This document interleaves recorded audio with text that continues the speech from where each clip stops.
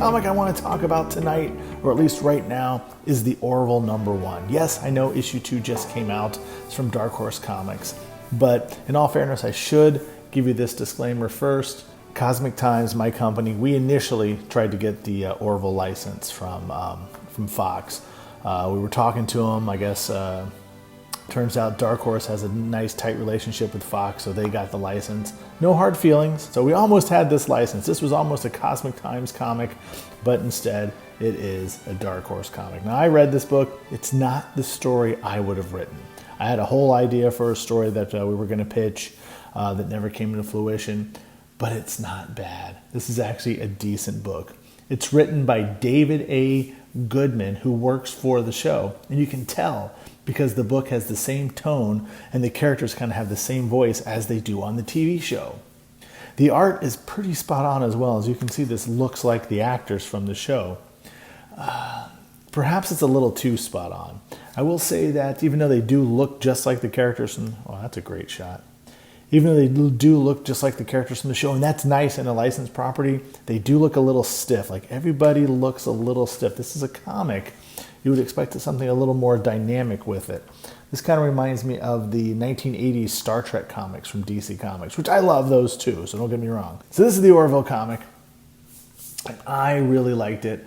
It's set around the end of season 1. The crew of the Orville are on this weird mission, the typical Star Trek type stuff. They're monitoring some spatial doohickey, whatever. That's really not important to the plot, because the plot really involves around Captain Mercer and Gordon have to be at some kind of summit, and they take a shuttlecraft and head off into space, leaving the Orville behind to finish its mission. I think it was a conference they were going to anyways. Of course, they encounter a distress call from an old starship called the, BCV Burton. So the starship, I wonder if it's a tip of the hat to LeVar Burton, I wonder. Anyways, so they have to, that obviously sets our plot into motion. Now, back on the ship, it's very interesting. They have a B plot going, just like the show would. They have a B plot that involves Bortus's son trying to go to school. And the storyline fills in a lot of the elements that are missing when season 2 started, especially why is Topa so much older in season 2 than he was in the first season,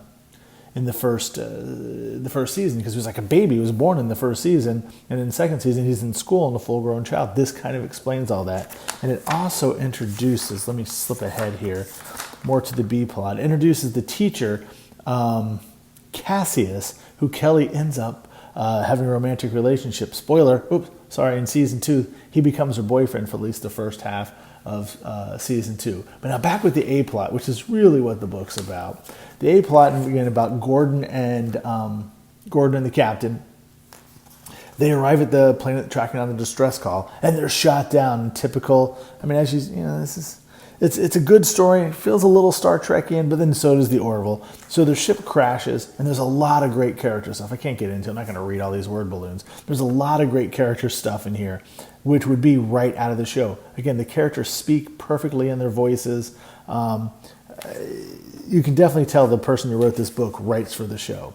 And so the plot kind of rolls through as they do some exploring. And this is interesting. This is where they introduce these characters who look like desert-dwelling penguins. I want to stop the book here,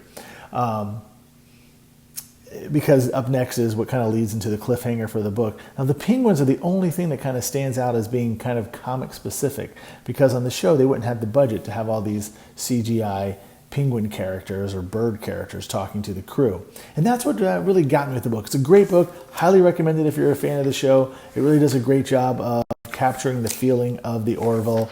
That's on Fox, and I guess it's going to be on Hulu soon.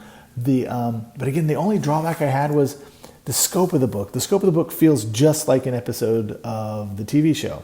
However, it's a comic. You don't have the same budgetary constraints that you have with a TV show. They could have done so much more. It could have been so much more dynamic, but it was their choice.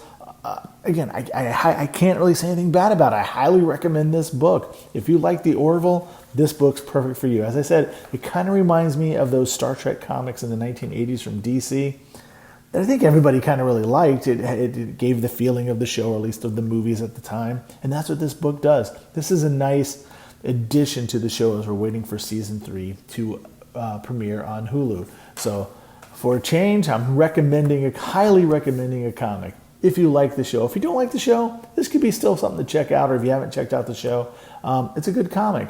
The Dark Horse did a good job. Again, not what I would have done, but they got the license. I didn't. What's all this other stuff under here? Oh my gosh. I told my friends at Creature I'd review this book, and I haven't done it yet. I'm going to check out Tommy probably later tonight.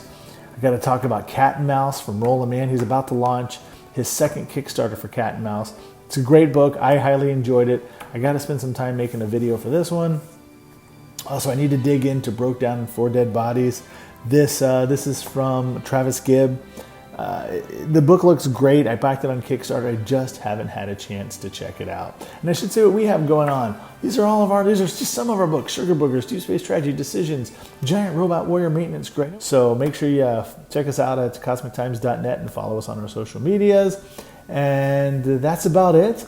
I highly recommend the Orville. Again, if you're a fan of the show, check out the Orville. It had a few issues, like I said, stiff characters, and it didn't have a larger scope that I thought it could, but definitely worth checking out. That's about it. Thanks for watching. We hope you enjoyed the video, and we hope that you check out the rest of the videos on our channel. Make sure you hit the like button down below, subscribe to our channel, hit that bell icon so you're notified every time we upload a new video, and hey, don't forget to always stay cosmic.